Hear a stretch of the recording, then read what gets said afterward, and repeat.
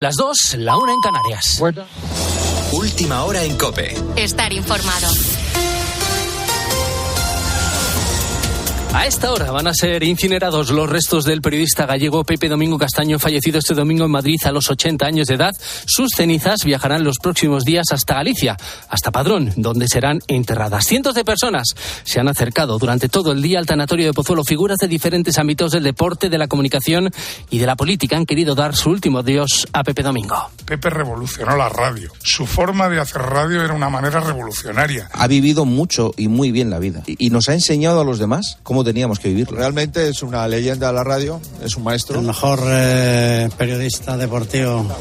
Compañeros aquí en COPE como Manolo Lama o Juanma Castaño, políticos como Alberto Núñez Feijóo o presidentes como el del Real Madrid, Florentino Pérez, recordaban así la figura del periodista gallego. En todos los campos de primera y segunda división se ha guardado hoy un minuto de silencio en memoria de Pepe Domingo.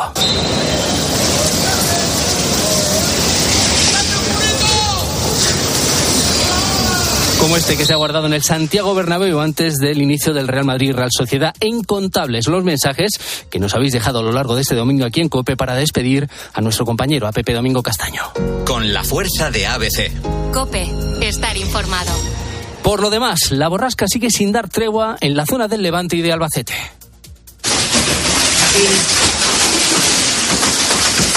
Lluvia y, como escuchas, granizo durante esta pasada tarde en varios puntos del Levante, en localidades como Benaguafil. Este granizo ha provocado daños materiales en el polideportivo municipal, con agujeros en el techo y también en los coches aparcados. Un temporal de granizo y nieve que ha obligado a suspender el dispositivo de búsqueda del hombre desaparecido este fin de semana en Paterna, arrastrado por una riada. Estaban participando en ese dispositivo cerca de un centenar de efectivos, entre miembros de la Unidad Militar de Emergencia, de la UME, Protección Civil y buceadores de los GEO de la Guardia Civil. Mañana el tiempo empieza a estabilizarse. Las lluvias van a ser menos intensas que estos días atrás, pero vamos a notar un bajón de las temperaturas, salvo en la vertiente atlántica, en la zona del Levante y en Canarias, que se mantendrán como en estos días. Y mientras llueve en Valencia, en Algeciras, se ha dado por controlado el fuego declarado este fin de semana y que ha afectado a unas 150 hectáreas.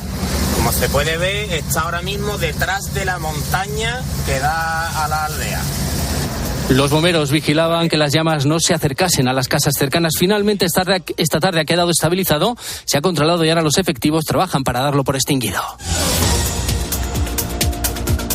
Y en deportes, el Real Madrid mantiene el liderato en primera división tras vencer a la Real Sociedad por 2-1 y sumar 15 puntos de 15 posibles. Se adelantaron los vascos gracias a un gol de Barrenechea, pero en la segunda parte Joselu y Valverde dieron la vuelta al marcador. Esta noche a las 9 cerrarán la quinta jornada de Liga el Granada y el Girona. Y en baloncesto, el Real Madrid ha conseguido su sexta Supercopa de España consecutiva tras vencer en la final al Unicaja de Málaga por 7 puntos de diferencia. 81-88 el argentino del equipo blanco, Facundo Campacho, ha sido elegido jugador más valioso de este torneo disputado en Murcia.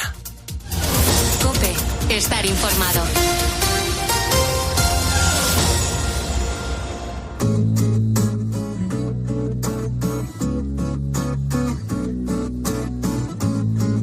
Escuchas La Noche. Con Adolfo Arjona.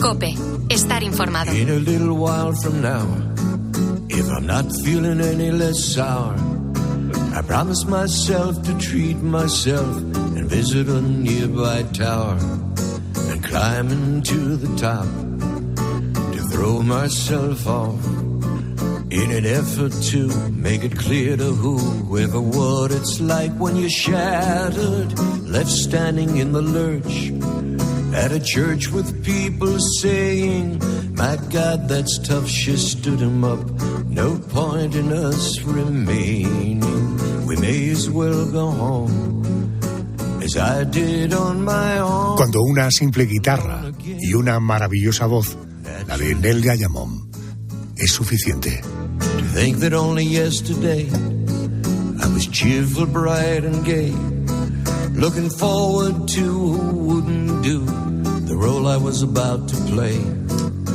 And as if to knock me down, reality came around, and without so much as a mere touch, threw me into little pieces, leaving me to doubt. Talk about God in His mercy, So if he really does exist, why did he desert me? Sabidas las noticias que hemos tenido oportunidad de oír en el Boletín de las 2, una en Canarias, vamos con nuestro especial de hoy. La mayoría de las personas estarás de acuerdo conmigo que vemos series para evadirnos de la realidad. Pero resulta que algunas de las series que más nos gustan o que tienen más éxito están basadas en hechos reales. Esas series que tienen tantos seguidores habitualmente se basan, no sé, en crónicas policiales o en investigaciones periodísticas o en grandes biografías. Esta noche, en nuestro especial, series basadas en hechos reales.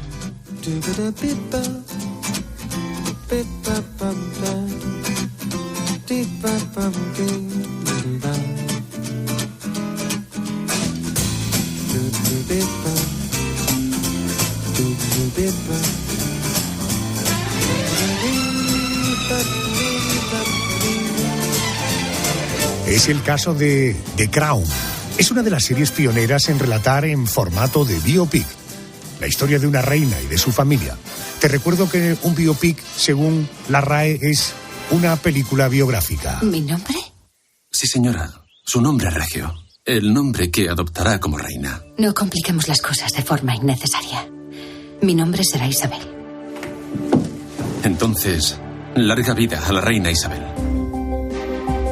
The Crown cuenta la historia del Reino Unido a través de la vida de la reina Isabel II, desde su boda en 1947 hasta nuestros días.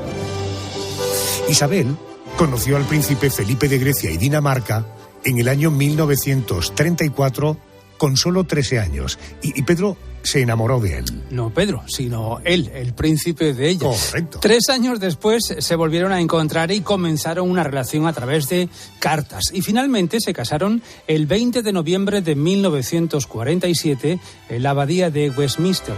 Ahí comienza la serie The Crown. Justo un año después, en 1948, Isabel dio a luz a su primer hijo, el príncipe Carlos, actual rey de Gran Bretaña, y en 1950 llegaba al mundo su hija Ana. Me quiero parar ahora en un viaje.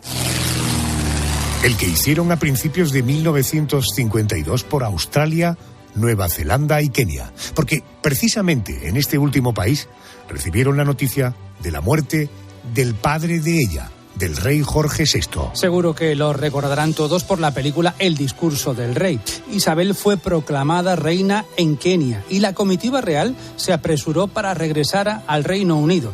La coronación se celebró en la abadía de Westminster el 2 de junio de 1953.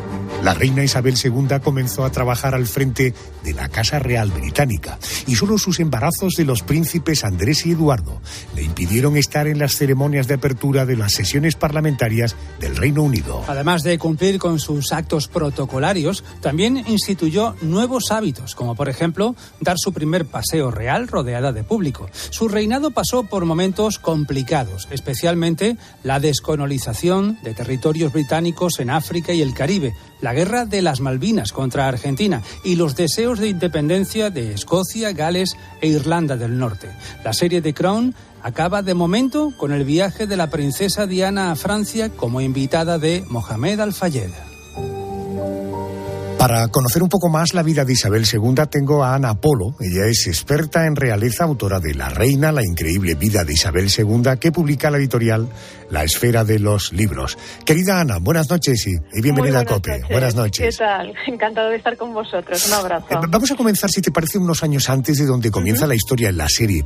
¿Cómo llega a convertirse en reina una mujer que era la tercera en la línea sucesoria de Reino Unido? Bueno, esto yo creo que es lo que más le han echado en falta a la serie, ¿no? Esta infancia de la reina, ¿no? Porque realmente pues fue un año, el año en que ella se convierte en heredera, pues un año trepidante, ¿no? El año de los 3 reyes, como dicen en Inglaterra, ¿no? Pues como tú bien habías dicho, cuando ella nació, ella era la hija de los duques de York. La verdad es que su destino tendría que haber sido pues ser una royal de tercera, que hoy no la habríamos conocido nadie, ¿no? Su padre era el segundo hijo varón de los reyes, y bueno, en aquel momento pues las estrella rutinante. Cuando ella nació, la estrella increíble era su tío, el Uncle David, ¿no? El tío David, el entonces príncipe de Gales, que era de una popularidad inmensa. Hoy es muy difícil acordarnos, pero era, digamos, la persona más famosa, más valorada. Bueno, fue una especie de princesa Diana para que nos podamos entender un poco el fenómeno, ¿no? O sea, era una persona, bueno, salían todos los periódicos, todas las mujeres enamoradas de él y tal, ¿no?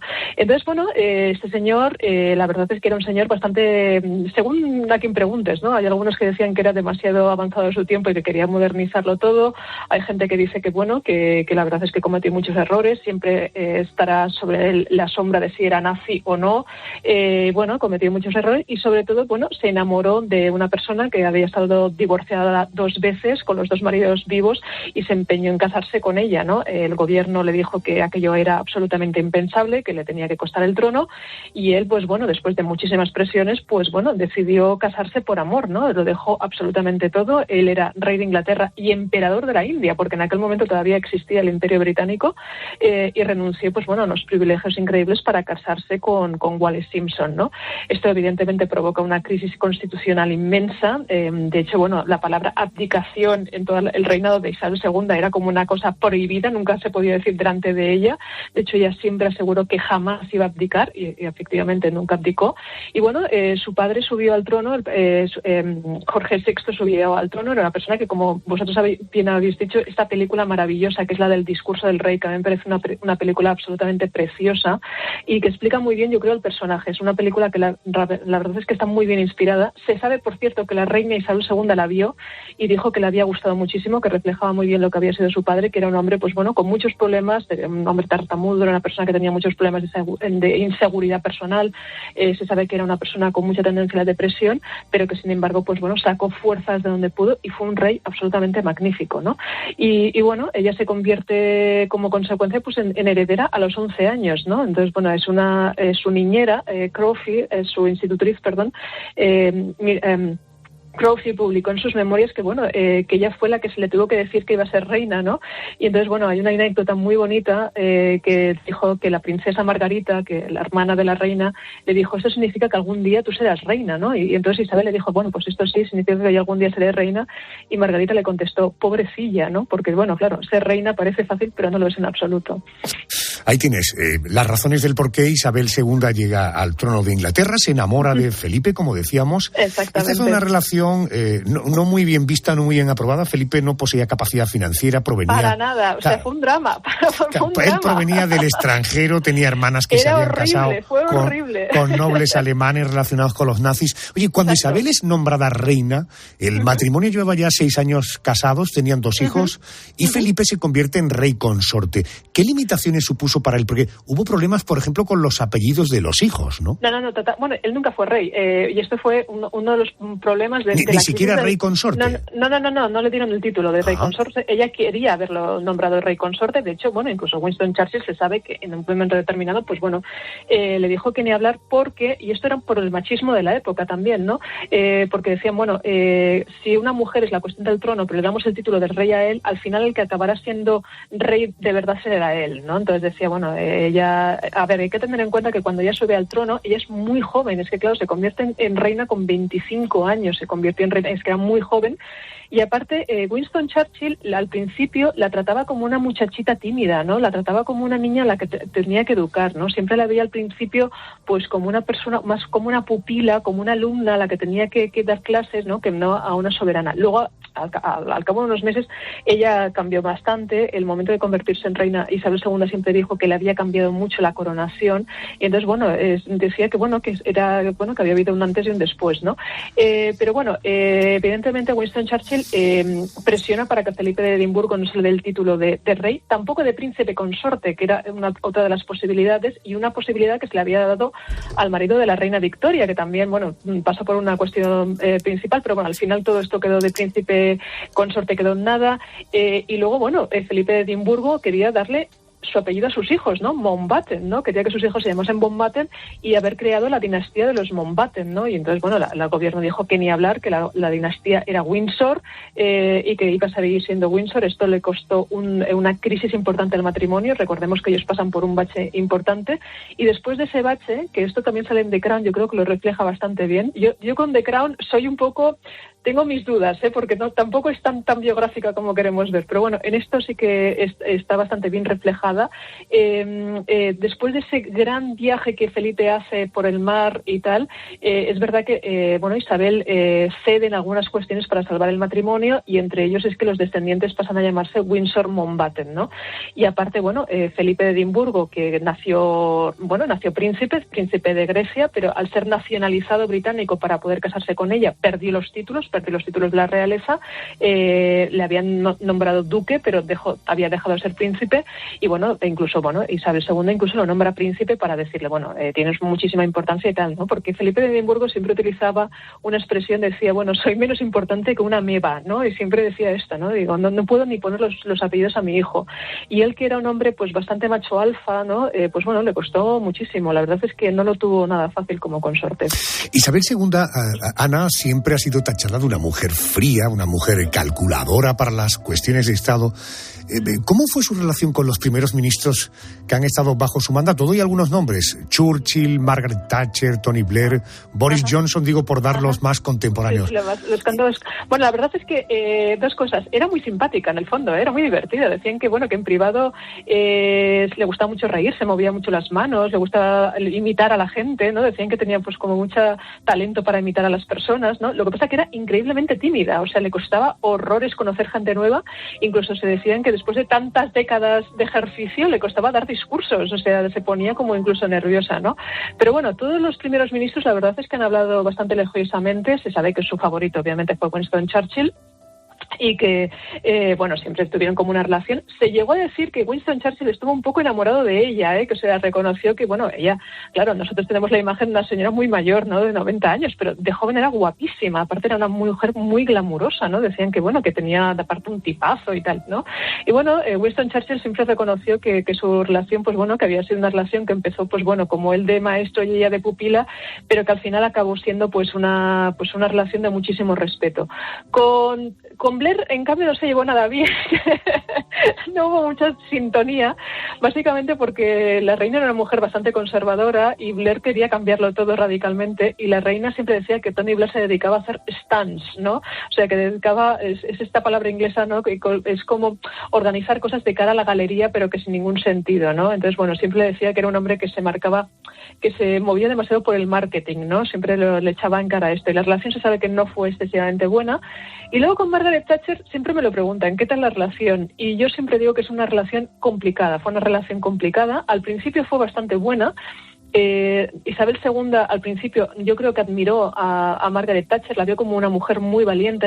Hay que entender, hay que recordar que cuando Margaret Thatcher sube al gobierno, Inglaterra estaba destrozada, es que la economía estaba destrozada, o sea, había cortes de luz, o sea, estaban fatal. Margaret Thatcher se hace cargo del país en un momento muy distinto. Isabel II yo creo que admiró esa valentía de ella. Lo que pasa que luego el problema fue que Thatcher, yo creo que se le subieron un poco los humos a la cabeza, ¿no? Se le subió un poco toda la pompa de la ceremonia, que acabó siendo parecía más la reina Margaret Thatcher que la propia reina, ¿no? Entonces, hubo como una cierta rivalidad al cabo de los años, pero empezó siendo una relación bastante buena, que, luego acabaron siendo pues un poquito rivales, ¿no? Nada como hablar con una experta para dibujar en pocos minutos una semblanza. Ana, gracias por atenderme. Buenas noches. Vosotros. Un auténtico placer.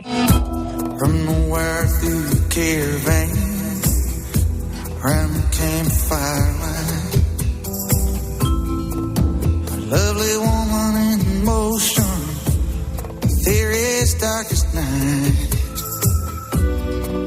Her eyes were like that of a kid in the dark. He hypnotized me with love. She was a gypsy woman. Una gran empresa farmacéutica lanza un medicamento opiáceo bajo la premisa de que no causa adicción. Pero en una pequeña comunidad minera, en los Apalaches, en Estados Unidos, comienzan a tomar este compuesto químico, esta droga, sin sospechar que se volverán adictos a ella. Llegan informes de que se está tratando con éxito el dolor intercurrente, duplicando la dosis del paciente, y eso nos ha hecho pensar que quizá haya un modo de prevenir el dolor intercurrente antes de que ocurra, y hemos pensado... ¿Por qué empezar con 10 miligramos si se necesitan 20 miligramos o incluso 40? Así comienza una miniserie titulada Dopesick, historia de una adicción que cuenta el sufrimiento que ha provocado en Estados Unidos la adicción a los opiáceos y la responsabilidad de la compañía Purdue Pharma, que vendió Oxycontin, un analgésico 3 veces más potente que la morfina, ocultando deliberadamente que causaba adicción. Quiero saludar al corresponsal de COPE en Washington, nuestro querido compañero Juan Fierro. Buenas noches. ¿Qué tal, Adolfo? Buenas noches. A ver, la historia real comienza bien. 3 médicos, hijos de inmigrante de Europa del Este, que en los años 40, horrorizados por las prácticas de un psiquiátrico, crean un medicamento para mitigar el dolor. Hasta ahí todo bien. Pero ¿cómo llegan a ser responsables de la muerte de más de 500.000 personas? Esta historia real, Adolfo, como tú decías, se refleja muy bien en esa serie, en Dopesick, que es una serie televisiva que está basada en un libro, que no es ficción, es un libro periodístico de una experta en estos temas, la periodista Beth Macy, y el libro tiene un título que lo dice todo o casi todo, ¿no?, que responde de alguna manera a esa pregunta que tú dejabas en el aire. Dopesick, traficantes, médicos y la compañía farmacéutica que convirtió en adictos a todos los americanos. Y hace una fotografía muy real del impacto de ese medicamento, del Oxycontin, en comunidades de esa zona de los Apalaches, que es quizás una de las zonas más pobres de los Estados Unidos. Es la crisis de los opioides en los Estados Unidos. Aquí en los Estados Unidos afectó prácticamente a toda la sociedad, desde zonas urbanas a los suburbios y a zonas rurales. En concreto, la serie describe, como decías, los efectos de ese medicamento con receta, el Oxycontin, en comunidades rurales muy pobres y cómo su fabricante, esa compañía farmacéutica, Purdue, persuadió a los médicos para que recetaran ese producto, y el exceso de esas recetas provocó un grave problema en muchas comunidades en los Estados Unidos, hasta llegar a esa cifra del 500.000 de personas muertas. Lo que pasa es que el problema no se frenó cuando se descubrió todo esto, cuando los médicos dejaron de recetar este medicamento, porque muchas de esas personas que se habían enganchado, que no podían dejar el Oxycontin, pero que ya no lo podían pagar porque ya no tenían recetas para hacerse con ese medicamento, se pasaron a la heroína. Y por eso la crisis de los opioides es un tema aquí en los Estados Unidos que trasciende, si quieres, lo médico, que llega también hasta lo político, hasta las campañas electorales, porque en alguno de los estados más afectados, por ejemplo, en las últimas elecciones presidenciales, en muchos de estos estados, como te digo, fue el primer tema de discusión a la hora de abordar a los candidatos a la presidencia de los Estados Unidos. Juan, hubo más de 3.000 denuncias contra la farmacéutica, fueron condenados a pagar más de $6.000 millones. ¿Cómo ha terminado esta historia? Pues la historia no ha terminado, Adolfo, porque el Tribunal Supremo de los Estados Unidos bloqueaba el pasado mes de agosto, hace un poco más de un mes, el procedimiento por el que Purdue Pharma, esta compañía, se declaraba en bancarrota. Acuerdo que ya el gobierno Biden, el gobierno de los Estados Unidos, había calificado sin precedentes, no le gustaba nada, y que ofrecía a la familia Sackler, los Sackler son los propietarios, los fundadores de la compañía, una amplia protección frente a las demandas civiles relacionadas con todo ese producto, con todos los opioides que producían. Hasta hace poco, Purdue estaba controlada por la familia Sackler, como te digo, que retiró, antes de llegar a este acuerdo con la Administración de Justicia, retiró miles de millones de dólares de la empresa, se los quedaron, se los guardaron, antes de declararse en bancarrota. Y lo que hicieron fue, después de retirar cantidades ingentes de dinero, de descapitalizar la empresa, acordaron un fondo de $6.000 millones para pagar indemnizaciones, para apoyar a organizaciones que estaban apoyando a las personas que se habían convertido en adictas.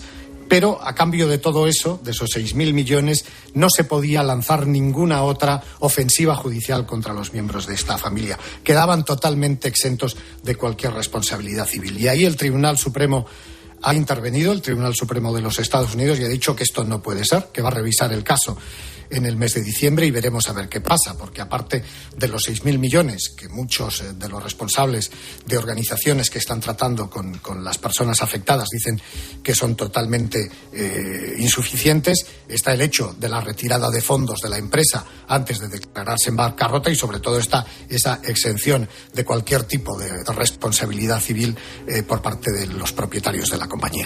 El poder de algunas industrias farmacéuticas. Querido Juan Fierro, gracias por atenderme a estas horas. Un abrazo fuerte. Gracias. Igualmente, gracias, Adolfo. Buenas noches.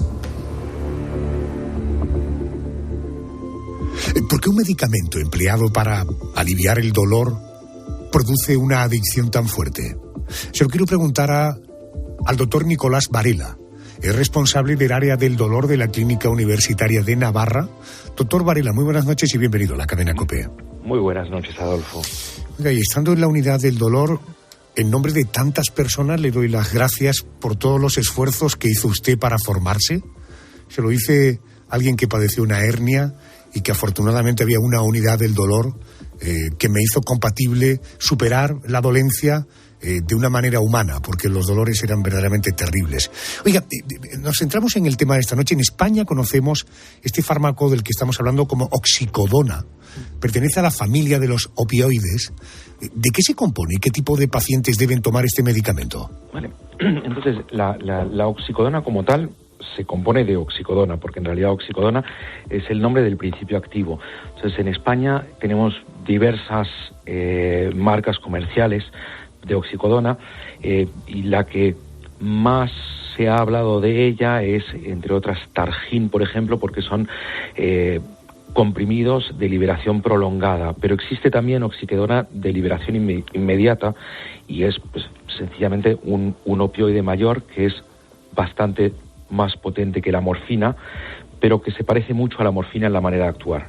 ¿Y por qué produce tanta adicción? Entonces, el tema de la adicción de los opioides, antes de responder a eso, me parece que es muy importante encuadrar lo que es la adicción, ¿vale?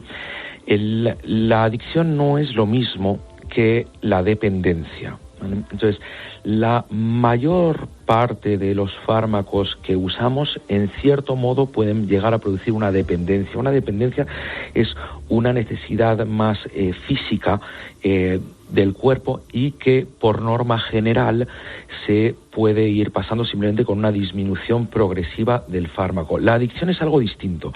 La adicción ya implica, en cierto modo, un aspecto psicológico, un aspecto de salud mental.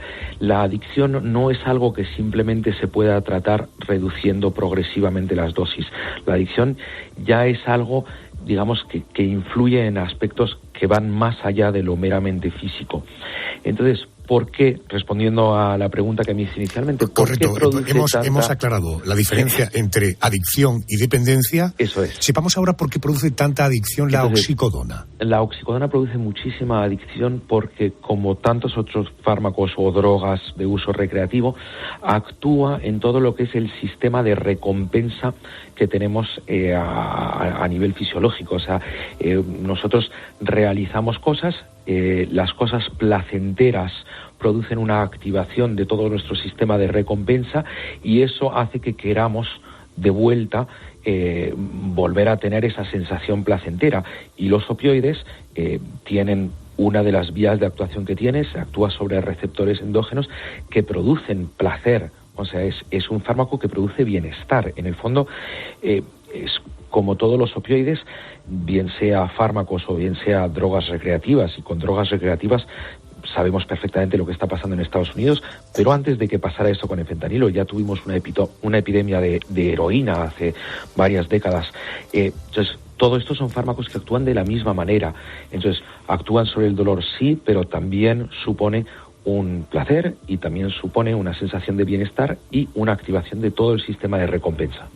Decía el doctor Varela que este medicamento, estas pastillas, en alguna de sus presentaciones, tienen una película protectora que va liberando su contenido poco a poco dentro del organismo. Fijaros, cuenta la serie esta basada en hechos reales a la que nos estamos refiriendo, que los consumidores descubrieron que esa liberación lenta dejaba de existir cuando la pastilla se trituraba, se fumaba, se esnifaba o se inyectaba en vena, lo que les producía el mismo efecto que cuando se toma heroína.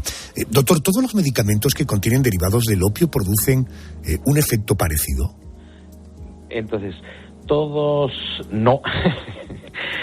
todos los derivados del opio actúan sobre los receptores opioides, pero hay diversos tipos de receptores opioides. Sin entrar en fisiopatología, básicamente a nivel farmacocinético y farmacodinámico no afectan de igual manera a los diferentes tipos de receptores, lo cual también explica que tengan diferentes tipos de potencia. O sea, no todos los opioides tienen la misma potencia. Nos podemos ir a algo con una potencia muy baja, como puede ser la codeína que a veces encontramos en jarabes contra la tos, porque es otro de los efectos que tienen los opioides, o también el tramadol, que es un fármaco bastante usado en general y que no son considerados en España como fármacos estupefacientes, ¿vale?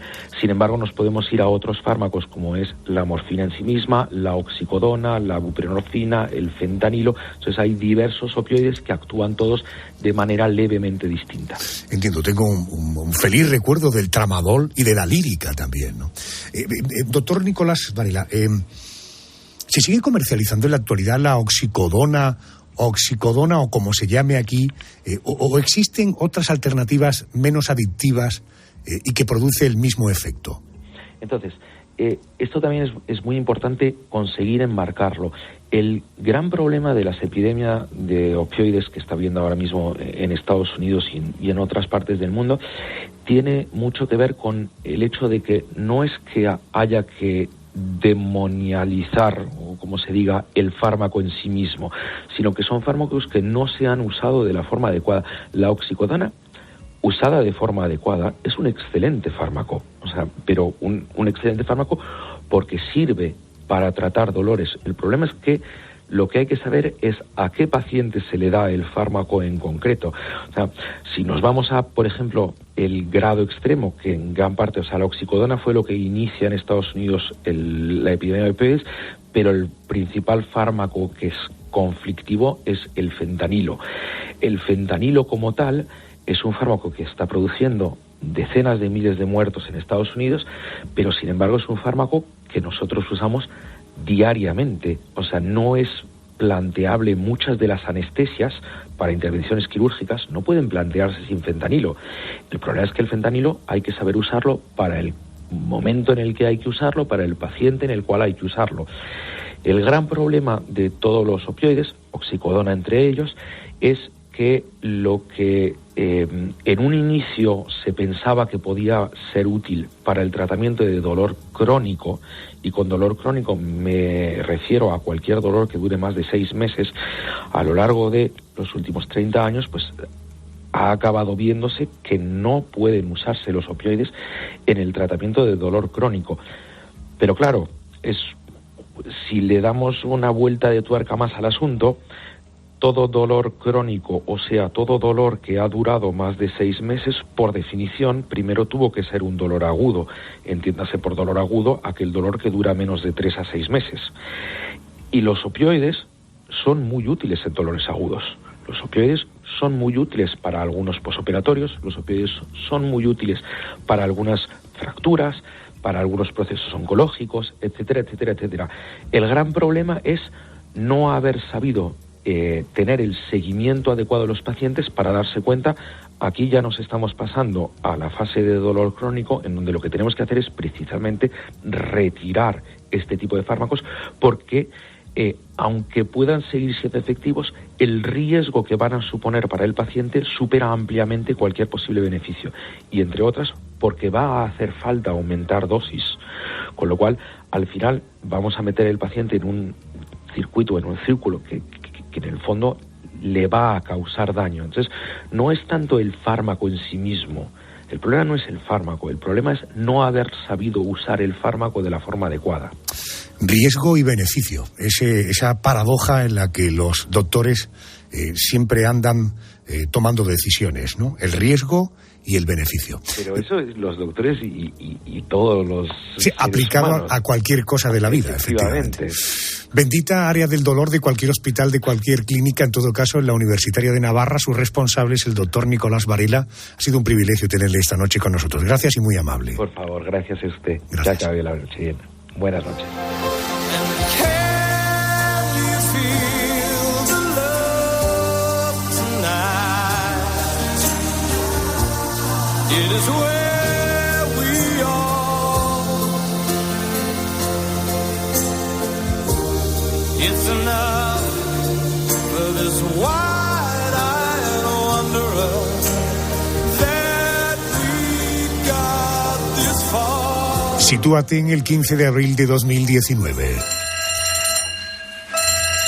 6:20 de la tarde, hora de París. Los guardias de seguridad escucharon la alarma del incendio en Notre Dame y comenzaron a evacuar al público que había, pero no vieron ningún indicio de incendio. 20 minutos más tarde, volvió a sonar la alarma. Los bomberos acudieron a las 7, pero a pesar de su rápida intervención, no lograron controlar las llamas. La aguja de la catedral se derrumbó en la primera hora de este incendio, al igual que el ático y parte del techo. En la madrugada del 16 de abril, tras 9 horas de lucha contra el fuego, se dio por extinguido el incendio. Queremos recordar lo que ocurrió aquella noche y cómo va la recuperación de la Catedral de Notre Dame casi 4 años y medio después del incendio. Para eso vamos a recurrir a nuestra corresponsal en París. Ella es querida Asunción Serena. Muy buenas noches. Hola, buenas noches, Adolfo. La verdad es que fue una noche interminable. Por un lado, la fuerza de las llamas y por otro, la dificultad para extinguirlas, porque los camiones de bomberos no tenían sitio. Por un lado está la catedral rodeada por edificios y por otro el Sena, y desde allí fue finalmente desde donde se extrajo el agua desde barcazas para apagar el fuego.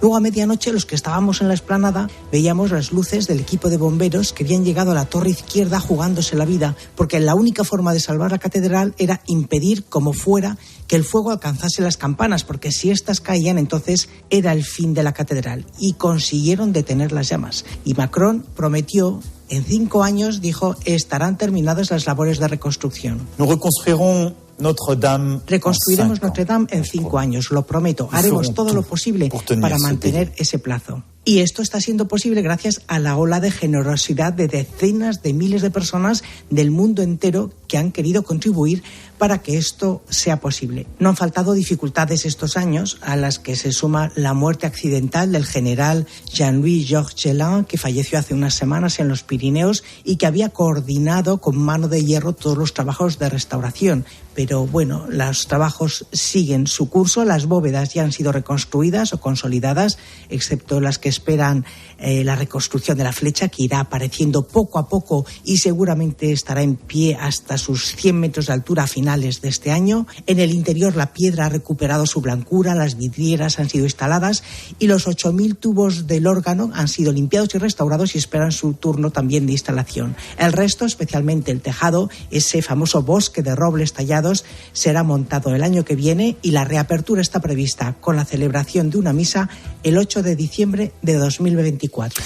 Gracias, Asunción.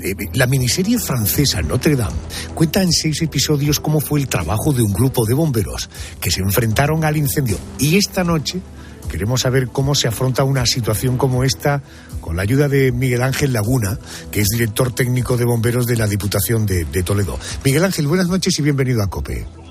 ¿Qué tal? Buenas noches. Vamos a ponernos en situación. Suena una alarma, los bomberos se ponen en marcha. Oiga, ¿siempre se está preparado para salir? Bueno, evidentemente nosotros al hacer un servicio 24 horas estamos dispuestos en cualquier momento para atender cualquier tipo de incidente. Evidentemente uno de esta magnitud pues implica que los sistemas de alerta de un servicio de bomberos pues se pongan en máximos, ¿no? Oiga, si lo que se está quemando es un edificio histórico, como en este caso una catedral, la de Notre Dame, ¿qué medidas especiales se suelen tomar para atacar el incendio? Porque en este concretamente, por ejemplo, se descartó lanzar agua desde un helicóptero o un avión cisterna por el riesgo de debilitar la estructura de la catedral con el peso del agua. Supongo que dependiendo de qué tipo de incendio y qué es lo que se está incendiando, las medidas son unas u otras, ¿no? Efectivamente. En este sentido, la labor preventiva, el trabajo previo, es determinante, ¿no? Para salvaguardar el mayor número de bienes posibles dentro de cualquier tipo de estos edificios.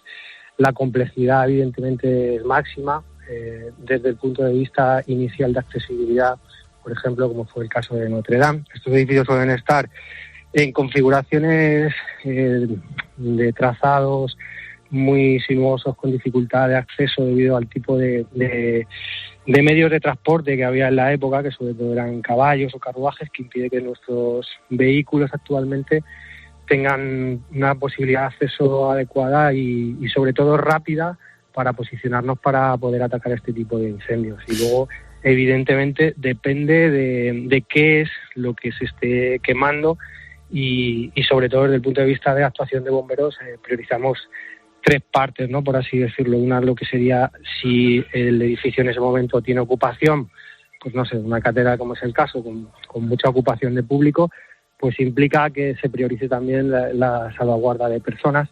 Y por otro lado estaría lo que es la protección del edificio y del contenido del edificio. Es decir, son como 3 frentes de trabajo muy diferenciados que marcan la prioridad de la intervención y, como os digo, es muy importante el trabajo previo, ¿no? El trabajo preventivo para tener identificados y debidamente catalogados todos los bienes que hay en el interior del edificio que pueda haberse afectado y luego, evidentemente, el valor que como edificio a nivel arquitectónico pueda tener esa edificación.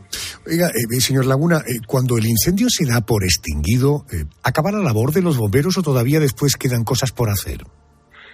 Bueno, evidentemente la situación de inestabilidad que queda en este tipo de edificios una vez el incendio se da por extinguido es grande, ¿no? Entonces, las zonas de actuación de personal civil, por así decirlo, son muy reducidas, los accesos son muy restringidos y bomberos en este caso sí hacemos una labor de recuperación de muchos bienes en estas situaciones de inestabilidad estructural que suelen tener sobre todo pues edificios como una catedral. Entiendo. Gracias por ayudarnos a entender un poco más su trabajo en operaciones de apagar un incendio en edificios tan singulares como el que recoge esta serie de Notre Dame. Gracias por atenderme. Buenas noches. Buenas noches. Gracias.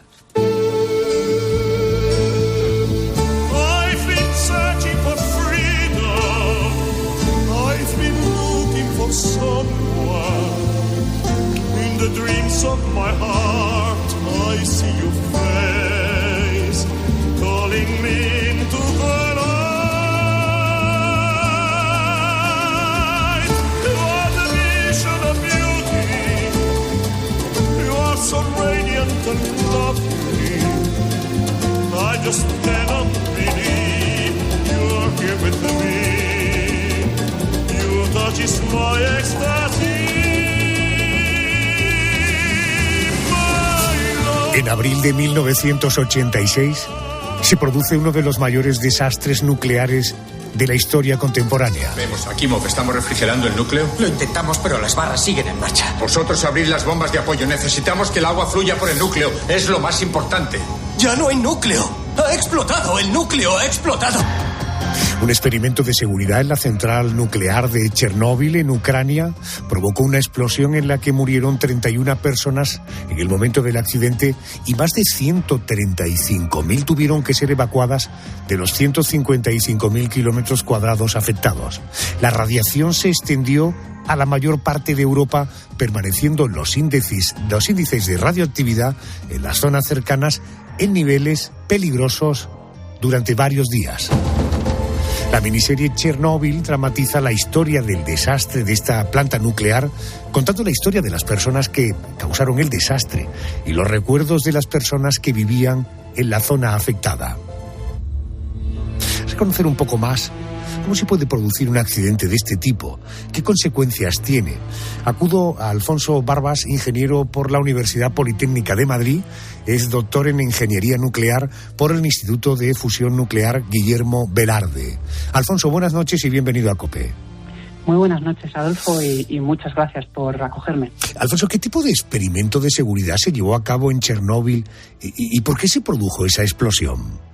Bueno, para entender un poco en profundidad el experimento que se hizo, no sé si te parece bien que en 5 frases resuma un poco cómo funciona una central nuclear. Que perfecto, adelante. Nos va a ayudar. Son 5 frases muy sencillas. Primero, una central nuclear, en el fondo, funciona exactamente igual que cualquier otra central térmica, como si fuera una central de carbón o una central de gas. Bien, lo que hacemos es, a partir de un foco caliente, calentar agua y a partir de ahí obtener la energía. Segundo, el origen de ese calor es la fisión nuclear. Lo que hacemos básicamente es con un neutrón, que es una partícula subatómica, fisionamos, es decir, dividimos un átomo pesado, como pueda ser el de uranio 235. Y de esa división lo que obtenemos son básicamente mucha energía, los productos de fisión, que son átomos más ligeros, y que esto es importante, suelen ser radiactivos, y por último, más neutrones. Entonces, con estos neutrones extraordinarios, 2-3 neutrones por fisión, vamos a forzar nuevas fisiones en lo que llamamos la reacción en cadena. Entonces, fíjate, operar un reactor es lo que nosotros llamamos mantenerlo crítico. Esto es, mantener ese número de fisiones constante, ni que suba demasiado, ni que baje demasiado para que se apague el reactor. Para esto lo que hacemos es introducir lo que llamamos materiales de control, que lo que hacen es absorber los neutrones. Bien, el trabajo de un operador es en suma mantener el número de neutrones, el número de fisiones constante. Y ya dicho todo esto, te puedo decir cuál es el objetivo de la seguridad nuclear, que es mantener confinados estos productos de fisión que decimos que son radiactivos, para evitar que causen daño a las personas y al medio ambiente. Y por tanto, debo entenderlo que hubo una liberación de eso que debe estar confinado. Esa es la cuestión. Fíjate, pueden ocurrir dos tipos de accidente. El primero sería lo que llamamos un accidente de reactividad, que ocurre cuando fallamos al operar la central.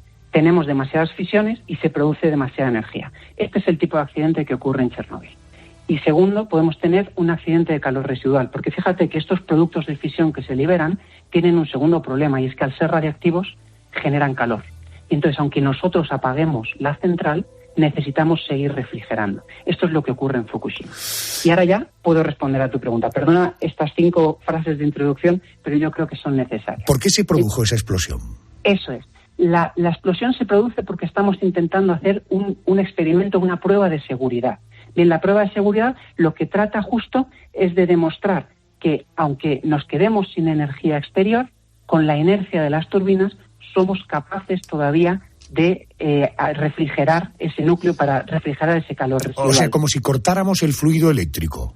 Efectivamente, porque en todas las centrales nucleares nosotros tenemos unos motores diésel de emergencia, pero ocurre que los de Chernóbil tardaban 1 minuto en arrancar. Entonces, durante ese minuto necesitamos garantizar esa alimentación, esa refrigeración. Y esa es la idea de la prueba. ¿Y sin energía cómo se hace? Porque quiero decir, si he quitado el fluido eléctrico y el generador no me tarda 1 minuto en arrancar, en ese minuto, ¿de dónde sacamos la energía para seguir refrigerando?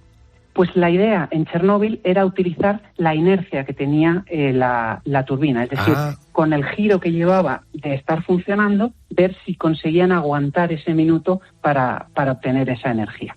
Y entonces es en esa situación, irónicamente, en la que se produce la explosión. Correcto. Una cuestión. Antes has hablado de Hiroshima. Ahora hay casi 3.000 personas trabajando a 50 kilómetros en una ciudad satélite construida después del accidente.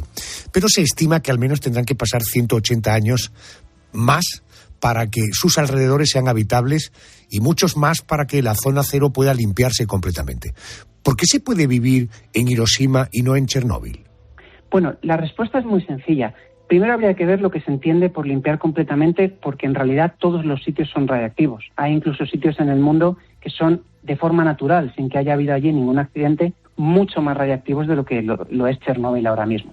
Pero en concreto tu pregunta es que es muy diferente una bomba atómica, una bomba nuclear, de una central. Y te doy en 2 datos. Fíjate, en Little Boy, que es la bomba que explotó en Hiroshima, tenía 64 kilos de uranio, pero solamente uno se fisionó. Es decir, solamente 1 kilo de ese uranio se rompió en esos productos de fisión que son radiactivos. Por otro lado, en Chernóbil había 192 toneladas, de las cuales casi 4 eran de uranio. Correcto. Es decir, 4.000 veces más cantidad. Desde 1957 se han producido 8 grandes catástrofes en centrales nucleares. Te recuerdo, energía verde. La energía nuclear es energía verde. Las peores, las de Chernóbil y Fukushima. ¿Son seguras las centrales nucleares? ¿Es seguro vivir cerca de alguna de ellas? Sin ninguna duda, tengo que responder que son seguras. Al final es difícil cómo medir la seguridad, ¿no? Quizá uno de los indicadores más habituales, aunque yo creo que no es el único y quizá no sea el definitivo, puede ser la muerte, ¿no? El número de muertes que produce una tecnología, porque al final no nos engañemos, todas las tecnologías humanas conllevan sus riesgos y todas producen muertes. Y la verdad es que bajo cualquier estudio que se haga, la energía nuclear está siempre o la más baja o entre las más bajas junto con la solar y la eólica, porque produce muchísima energía. Entiendo. Hay una diferencia importante, si me permite simplemente mencionar la hidráulica. La energía hidráulica tiene una huella de muerte, produce 43 veces más muerte que la energía nuclear. Y sin embargo, nadie se pregunta si la hidráulica es segura. Está fuera de la agenda de la progresía de laboratorio, probablemente. Alfonso, lo más cerca que hemos estado en España de un accidente nuclear fue en 1989, un incendio en la central de Vandellós, en Tarragona, pero no hubo escape radiactivo ni pérdida de vidas. ¿Puede ocurrir en nuestro país algo parecido a lo de Chernóbil? Chernóbil es una central muy, muy, muy diferente al resto de centrales occidentales. Chernóbil está diseñada con unos criterios de diseño que no tienen a la seguridad como principal criterio. Chernóbil está diseñada pensando más en la economía y sobre todo en la generación de plutonio para hacer bombas. No era exactamente una instalación militar, pero sí estaba diseñada con criterios, con fines militaristas. Y eso no ocurre con ninguna de las centrales, ni españolas ni occidentales en general. Entonces, la sucesión de sucesos que llevó a cabo el accidente de Chernóbil son verdaderamente imposibles que ocurra en España. Entiendo. La energía nuclear es verde, ¿verdad? ¿A qué llamamos verde? Si llamamos verde a generar energía sin generar gases de efecto invernadero y contaminantes, sin ninguna duda es completamente verde. ¿Cuál sería el matiz que a ti te gustaría incluir?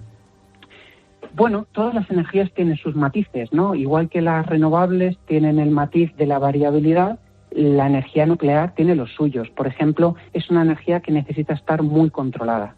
Es necesario en todo país donde haya un funcionamiento de energías nucleares civiles, un consejo de seguridad nuclear como el que tenemos aquí en España, que sea independiente de la política. Eso es muy importante. Y, por supuesto, la gestión de los residuos, que tiene solución, pero necesitan de unas decisiones políticas valientes, informadas por la ciencia y no por el populismo. Alfonso Barbas, doctor en Ingeniería Nuclear por el Instituto de Fusión Nuclear Guillermo Velarde. Un asunto complejo que gracias a él hoy hemos comprendido. Alfonso, gracias por atendernos. Buenas noches. Muchísimas gracias a ti, Adolfo. Muy buenas noches.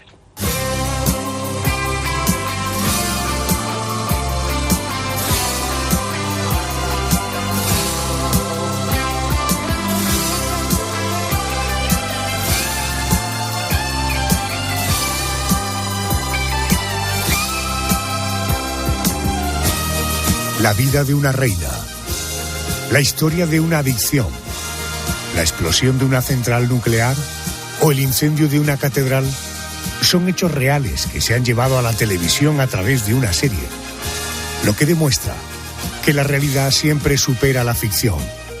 Ha sido nuestro especial de hoy. Vamos al boletín de noticias de las 3:02 en Canarias y luego seguimos.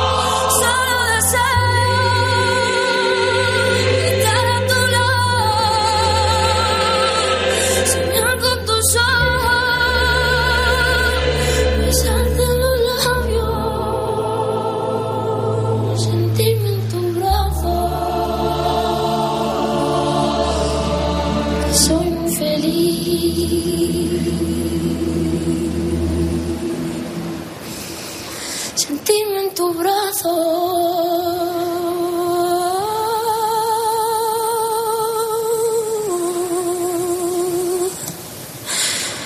Que soy muy feliz.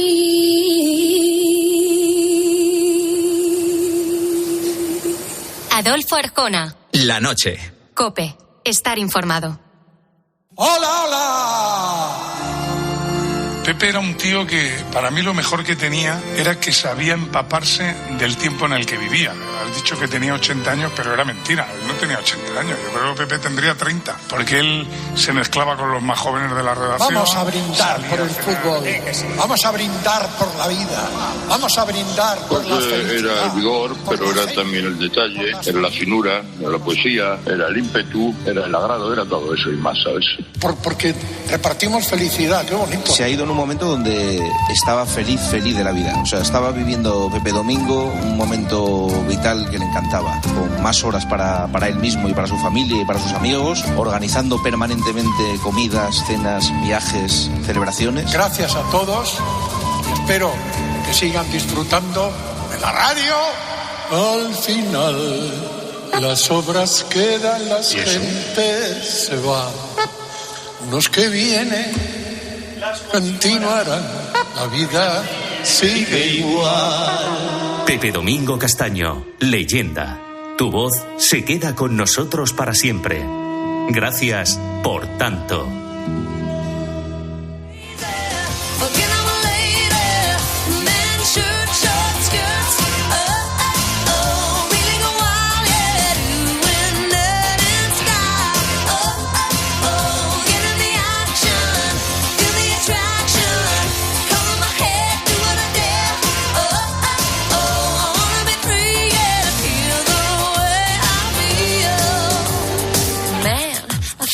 Like a woman.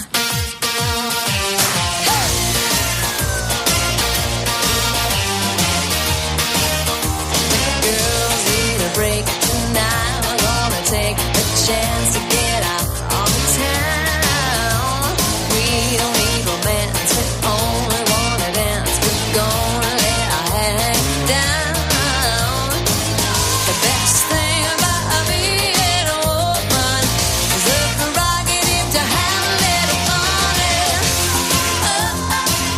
But totally crazy, forget I'm a lady. Men, shirt, short skirts. We go wild, yeah, doing that in sky. Get in the action, feel the attraction. Color my head, do what I dare. I wanna be free, yeah, feel the way I feel. Man, I feel like a woman.